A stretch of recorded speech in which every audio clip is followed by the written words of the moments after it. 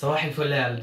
بص، 5 خطوات كده في السريع هيساعدوك ان انت تنتج اكتر الايام اللي جايه في اي حاجه انت عايز تعملها يعني. اول حاجه، حاول على قد ما تقدر قبل ما تبدا يومك انك تكتب الحاجات اللي انت عايز تعملها. سميها بقى تو دو ليست، الجول ليست، مش اي حاجه، بس اهم حاجه بالنسبه لي ان انت يبقى معاك نوتة صغيره كده بتكتب فيها كل حاجه. تبدا يومك قبل ما تبدا يومك كمان بالليل، تكتب انا عندي 1 2 3 عايز اعمله. تقسم اهدافك اول حاجه ل4 اهداف. انا عندي مثلا الاهداف اللي هي هتاخد مني من يوم لشهر، دي الحاجات البسيطه اللي هو مثلا عايز اقرا ربع من القران بكره، انزل العب مع اصحابي بلاي ستيشن، اعمل اي حاجه بقى الحاجات اللي بتاخد فتره قصيره دي. الحاجه التانية انك تخليها، او الهدف الجزء التاني، التقسيمه التانية، ان انت الحاجات اللي بتاخد منك من شهر ل6 شهور. دي مثلا الحاجه اللي هي ايه، هي مش طويله قوي بس مش قصيره قوي برضه. شبه ان انت مثلا عايز تكون عملت فورمه في الجيم، عايز تظبط جسمك، تظبط اكلك، مش عارف ايه، تغير عاده من عاداتك، لان دي الفتره اللي جسمك بياخد فيها وقت اطول من ان هو، او جسمك بياخد وقت عقبال ما ينتظم على عاده جديده. التقسيمه الثالثه اللي هي دايما بتبقى ايه، من 6 شهور لسنه. دي اللي في اغلب الاوقات بتبقى مثلا كورسات تعلم اللغات. يعني انت لو عاوز تتعلم لغه جديده، دي الفتره اللي بتبقى تاخدها اللغه الجديده عشان تتعلمها. قبل ما تبدا اي حاجه، راعي ان انت تقسم اهدافك كده. وكمان الاهداف اللي هي التقسيمه الرابعه اللي هي بتاعت تاخد سنه واكتر. سنه واكتر دي اللي هو انا مثلا عايز اكون جمعت مبلغ كبير، اروح افتح مشروع، اتجوز. يعني قول يا رب. ها. آه، بص، واحد من اهم رجال الاعمال كان بيتسأل في مقابله عمل ليه، يعني بيقولوا له او الاتش ار كان بيقول له وات از ان ذا توب اوف يور جول ليست، ايه اهم هدف في قائمه اهدافك. فبيقول له يعني ما عنديش قائمه، هاف نو ليست. قال له بس خلاص، ببساطه انت غير مؤهل انك تبقى موجود معانا. قال له يعني هو الموضوع كله متوقف ان انا يبقى عندي لسته؟ قال له لا، بس دول ناس بيبقوا اكتر نجاحا في حياتهم العمليه. بالمناسبه الراجل ده بقى اول ما يحدد قائمة أهدافه ويكتب هو عايز يبقى إيه، هو من أشهر رجال الأعمال حاليا. معرفش في دولتي بس هو في أوروبا، يعني أنا شفت الفيديو ده بتاعه. فحاول على قد ما تقدر إنك تسجل قائمة أهدافك قبل ما تبدأ يومك بالليل، تبقى عارف هتعمل إيه. حط قائمة أهداف لنفسك، أو إن أنت تحدد الأهداف اللي أنت عايز تكتبها. ده بيزود نسبة تحقيقها وبيخليك شغوف بيها أكتر بنسبة 42%. يعني الرقم ده رقم علمي عامة يعني. فأنت حاول على قد ما تقدر تكتب أهدافك. الكتابة دي غيرت حياة ناس كتير قوي، منهم أحمد أبو زيد اللي هو بتاع دروس أونلاين. فحاول على قد ما تقدر إنك تهتم بموضوع إنك تكتب أهدافك يعني. تاني حاجة، إن أنت القائمة اللي أنت كتبتها دي خليها في مكان ظاهر وواضح بالنسبة لك. دايما النوتة تبقى جنبك على الكومودينو، تحت المخدة، مش عارف، في شنطتك، في أي مكان يكون متاح إنك تطلعها في أي وقت. ليه؟ لان انت تسجل افكارك، تسجل خواطرك، ده هيخليك مع الوقت شغوف بيها برضو بنسبة، هيزود النسبة دي، بدل ما كانت 42% هتزيد اكتر من 42%. تمام؟ حتى لو هتوصل ان انت مثلا تخلي الاهداف دي تكتبها في ستيك نوت كده وتعلقها زي ما الدحيحة بيعملوا، يعني هتفرق معاك الحركة دي جدا. ليه هما بيعملوا كده اصلا؟ الحاجات دي بتحفز اكتر، بتخليك تعمل فوكس على الاهداف اللي انت عايز تعملها دي، بتخلي جزء في مخك يتنشط اللي هو اسمه ال RAS، راس، اختصار ل Reticular Activating System. ده سيستم كده في دماغك بيفلتر المعلومات اللي بتيجي من بره، ياخد المعلومات المهمه بس ويعمل فوكس على الحاجه اللي انت عايز تركز عليها. مثلا اقول لك مثال بسيط، عمرك ما كنت كده ماشي واشتريت تيشيرت كان عاجبك جدا، في لحظه ما لقيت ان الناس كلها اشترت نفس التيشيرت، حسيت ان انت عملت موضه جديده؟ لا، هو انت ما عملتش موضه جديده ولا حاجه، ولا ان الناس كلها بدات تقلدك، ولا انت جامد، ولا الكلام ده. هو كل الموضوع ان انت التيشيرت كان عاجبك، فالريتيكولار اكتيفيتنج الراس بتاعك ده اللي هو في دماغك بدا يفلتر كل التفاصيل اللي انت عديت بيها في يومك، او كل التيشيرتات اللي عندك، كل التيشيرتات اللي انت تعرفها، كل التيشيرتات اللي بتشوفها، علشان تبدا تاخد بالك وتعمل فوكس على اي حد لابس نفس التيشيرت ده. فبدات تحس الناس كلها لابسه نفس التيشيرت، وبدات تاخد بالك من التيشيرت ده. من الاخر، بروز الهدف اللي انت عاوز توصل له علشان دماغك تتنشط وتقدر تسعى وتجري ورا الهدف ده. هتساعدك.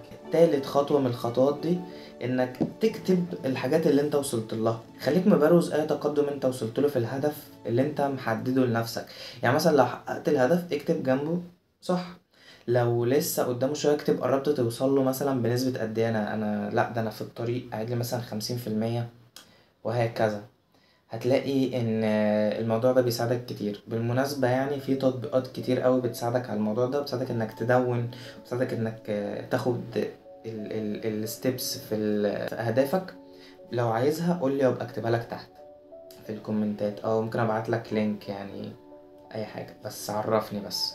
تمام، هتساعدك جدا وهتخليك تتابع تقدمك وكده.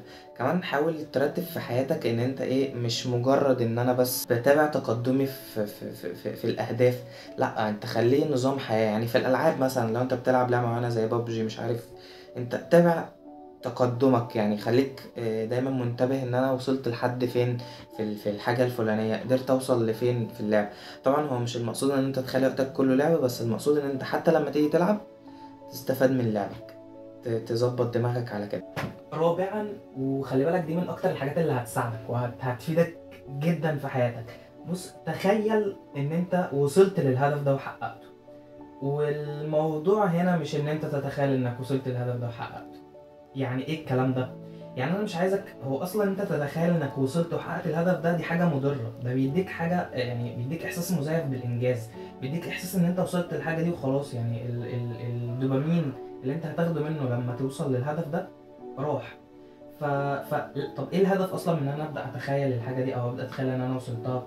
الهدف ان انت تبقى عارف او تتخيل الطموحات او المشاكل والصعوبات اللي واجهتك وانت بتمر وبتعدي بالهدف ده. عمرك مثلا ما تخيل نفسك قاعد مع منى الشاذلي وعمال تقول لها ده انا وصلت للمكانه دي بعد ما مريت بواحد اتنين تلاته اربعه وحليتها بواحد اتنين تلاته؟ ما هو ده اللي انا عايزك تعمله بقى. تخيل المشاكل اللي انت هتعديها وحط لنفسك خطوات لحل المشاكل دي، بحيث ان هي لما تجيلك تبقى جاهز بالحل. انا معايا، انا علشان اوصل لكذا انا مثلا محتاج ابدا اذاكر، فانا عارف ان انا هعدي المشكله ان انا يبقى قدامي التليفون فمش هعرف اعديه. طب احلها ازاي؟ لا ده انا هسيب التليفون بره. مشكله ان حد يرن عليا فانا لا هسيب التليفون. مشكله ان انا ازهق فهخلي مثلا كل نص ساعه في 5 دقايق راحه اقوم اقعد افرك في الشقه اعمل اي حاجه. فاهم؟ فانت تبقى عارف المشاكل اللي هتواجهك وعارف حلولها. ده هيساعدك كتير جدا جدا ان انت تقدر تكمل المشوار للاخر. بص، الخطوه دي وصفتها عالمه من علماء النفس، يعني باسم التباين العقلي، او يعني باختصار بتقنيه كده اللي هي اسمها الووب، WOOB. الاختصار الدبليو الاولانيه دي اختصار لكلمه وش، اللي هو اتمنى. يعني تخيل ان انت وصلت الحاجه دي. الاختصار التاني الاوتكم، الناتج بتاع الهدف ده. تخيل ان انت وصلت برضو للهدف في الاخر وعرفت انت تحققه. الاو التانية الاوبستكل. بص، اوبستكل دي انا قعدت كتير قوي علشان احاول انطقها، فيعني الله اكبر عليا. يعني ايه عقبات؟ تخيل العقبات اللي انت بتمر بيها علشان تقدر تحل المشكله بتاعتها. البي اللي في الاخر بقى اللي هي البلان. يعني انت بعد ما تخيلت العقبات خطط العقبات دي هتعديها ازاي وتمر بيها ازاي.